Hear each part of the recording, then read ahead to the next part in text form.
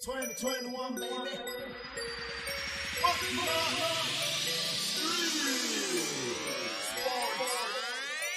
And then look at this.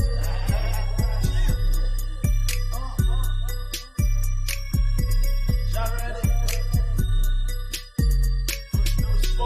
This our time. This our time. Football sports. It's dream. This our time.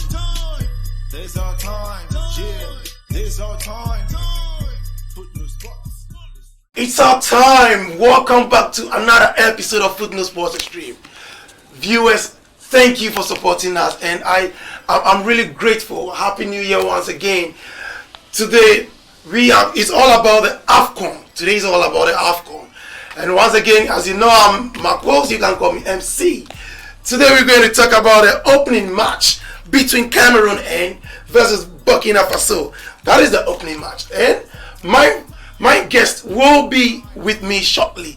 But before, let me give you the highlight of what we're going to discuss today. And also, there are some COVID reports that have been given to us. So today also we're going to give you details about what is going on, the COVID crisis in the AFCON. And also we're also going to tell you the first round of the matches. Yeah. So viewers, once again, welcome to Football Sports Stream. It's our time. Anytime we sit, we bring you the details of what is going on around the football world. Viewers, if you are new to this channel and you haven't subscribed yet, please kindly click on the subscribe button and hit the notification bell so that anytime we upload a video, you will get notified. Okay, viewers, my guests are just here. Alright, viewers, as I told you, I have my guest here with me in studio. Abeku, welcome back to Football Sports Stream. It's a pleasure. All right. Okay, and also I have with me Mohammed on Skype. Mohammed, how are you doing? All right. I'm doing good. All right. So, as I said, today is all about the AFCON, and also we're going to talk about the AFCON COVID crisis. Good. So, let's look at the opening match between Cameroon versus Burkina Faso, and I will invite Mohammed. Mohammed, can you take us through Cameroon versus Burkina Faso? I think it's one of the matches that I will say that a lot of fans are waiting to enjoy. It's going to be quite exciting, given the fact that the Cameroon is a force to work on as far as African football is concerned. Looking at the indomitable Lions, they are a team that have performed well on the African stage, and we know they are 5-time winners. They've shown to the world that they are an African team that are very, very solid. They are very strong. They always have the edge to want to win the title, and so I don't expect to see anything less than an exciting football. Burkina Faso too, for some time now, have been performing well. Looking at the fact that in 2013 they were able to reach the final. That's the only highest feat I think they've been able to reach. But then, hey, they've been developing their football. They are performing well as far as grass football is concerned. And so I look forward to nothing but the best of games. Looking at the stats, I think Cameroon have won 5 times. They've represented in the African Cup of Nations about 19 times out of the 33. They've played about 84 games and scored 123 goals. When you compare the stats with that of Burkina Faso have just represented 12 times. They've won about 41. They've played 41 games and won just 7. And they've lost 21, scored 38 goals. You see that when you compare the two stats, Cameroon are quite ahead of all. It's not quite. They are really ahead of Burkina Faso, and so a lot of people will take Cameroon to lead the day as far as winning is concerned. But hey, football is football. You might not want to take anything away from Burkina Faso. They know they are meeting the host nation, and they have a lot of expectations on them to also prove that they are available in the tournament. And so I don't expect anything less than an exciting football. So let's hope for the best in this match that we are about observing. Yeah. Okay. So, Abeku, what do you think about Cameroon? Yes. I think before even the kickoff of the match, I think the opening ceremony. You know how colorful African culture is. So I think basically, I'll look at the opening ceremony, how colorful and how like this they are going to display our culture. So I think let's not forget Burkina Faso is coming in this competition not losing it or going undefeated in their last 6 matches, and they've scored 2 or more goals in their last 7 matches too. So it's going to be an exciting game to watch. Okay, so I'm going to go through the first round of the matches, and as I said, today being 9th, we have Cameroon versus Burkina Faso as the opening match, and the second match is Ethiopia versus Cape Verde. And on 10th January, we have Senegal versus Zimbabwe, Guinea versus Malawi, Morocco versus Ghana, Comoros versus Gabon. And on 11th January, we have Algeria versus Sierra Leone, Nigeria versus Egypt, Sudan versus Guinea-Bissau. And on 12th January, we have Tunisia versus Mali, Mauritania versus Gambia, and Equatorial Guinea versus Cote d'Ivoire. So, what do you think, as we said about the Cameroon versus Burkina Faso? I think one interesting match we need to look at is Morocco versus Ghana, right? Yeah. So Morocco versus Ghana, what do you think? Well, what are your expectations between Morocco versus Ghana? Basically, as a Ghanaian, I'm expecting the Ghanaian team to win, because in every tournament we send in huge budgets as compared to the other national team. So we expect them to reach at least a semi-final and see if they can bring the trophy back to Ghana. I think after more than 30 years now, we've not seen the trophy in Ghana. So looking at the game head to head, Morocco is ahead of us. They've beaten us 4 times. We've beaten them only twice, and 3 games have ended draw. So, and in our last meeting, 2021, they beat us in a friendly game by 1-0. And looking at our previous friendly match, our last friendly match against the archive, the Northern Africans against Algeria, we lost 3-0. So I don't have too much confidence in the team, but I know Ghana is a football nation, and the boys they need to be hungry. They need to be hungry. The boys like the day are you and Jordan are you needs to turn up. They need to show that same spirit that they used to qualify to the next stage of the World Cup qualifiers. They need to show that same anger and win this game. If not that, they take a draw. I know we have senior players like Partey and all that. Yeah, they need to come to the game, because it's a very big Jonathan game. Is around. Yeah, so let's hear from the sport diplomat, Mohammed. What is your take on Morocco versus Ghana? Well, I think let's call a spade a spade.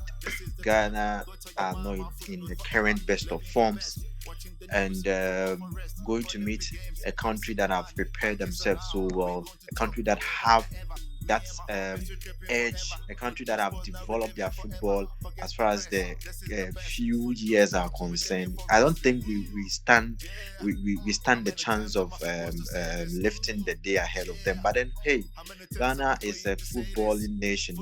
We enjoy football, we love football. There's one thing I always don't understand. We know that we don't have a very solid team, yet we are always putting pressure on this lads to win the tournament for us. No, we don't have a team that can win the tournament. We are now building a team. We should accept that. That is what the Europeans do. That is what some of the European countries do. Looking at the likes of Netherlands, the like of Italy, they all go through a phase where they classify themselves and we are rebuilding. This is the phase that Ghana find themselves at the moment. We are rebuilding. This team is not a team that we can confidently say they can go and win the AFCON. So let's call a spade a spade.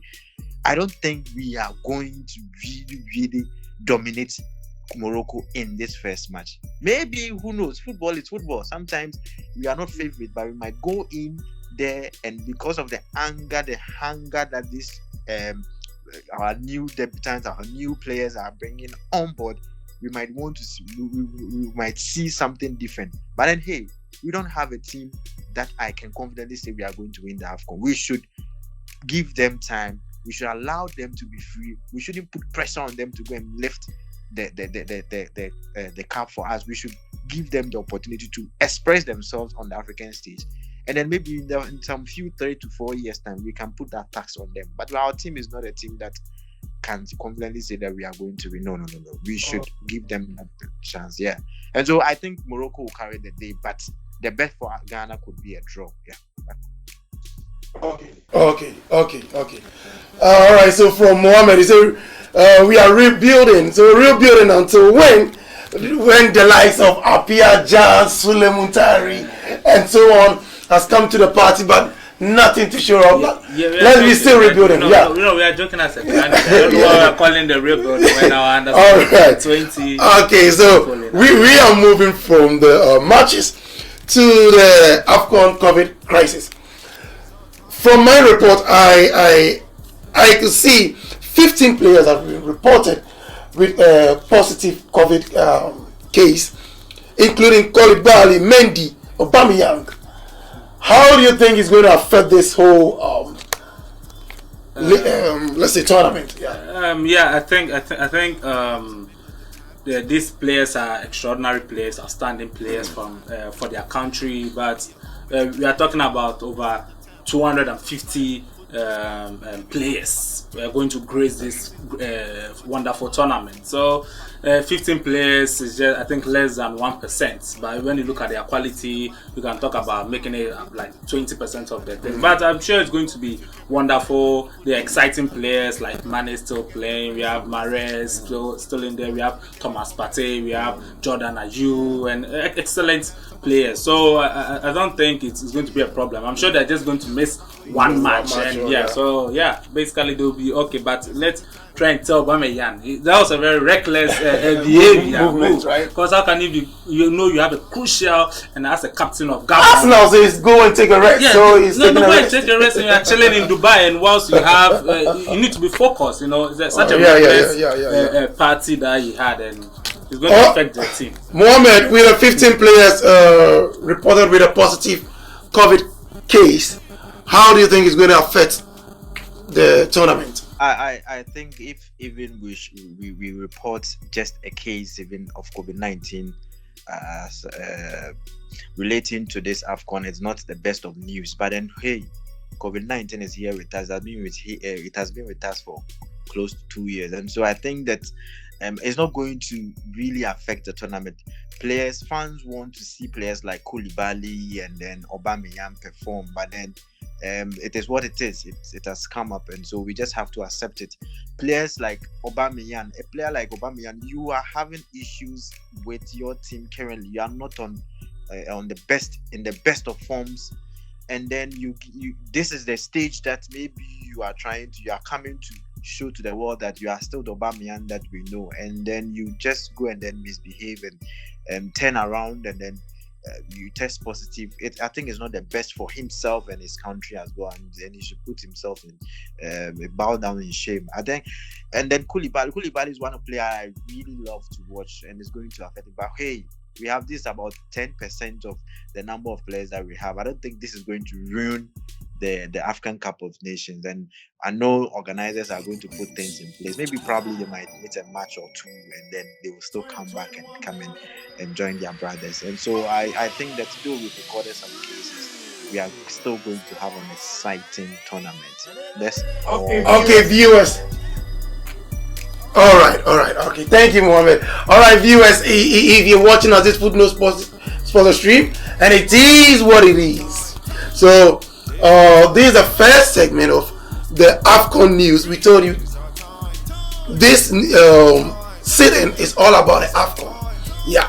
So we will be bringing you the second segment. That will be the coming week. And viewers, if you're watching us and you are new to this channel, please click on the subscribe button and hit the notification bell so that anytime we upload a video, you will get notified. Also, like our page and keep sharing our page. Okay, viewers, thank you, Mohammed. Thank you, Abeku, for gracing this interview.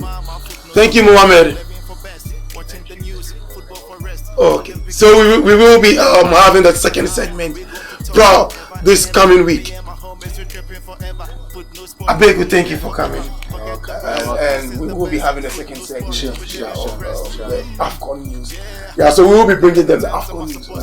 Alright, so viewers, it's our time and see you on our next episode. Bye. This is the time. I'ma make you scream. This our time. This our time.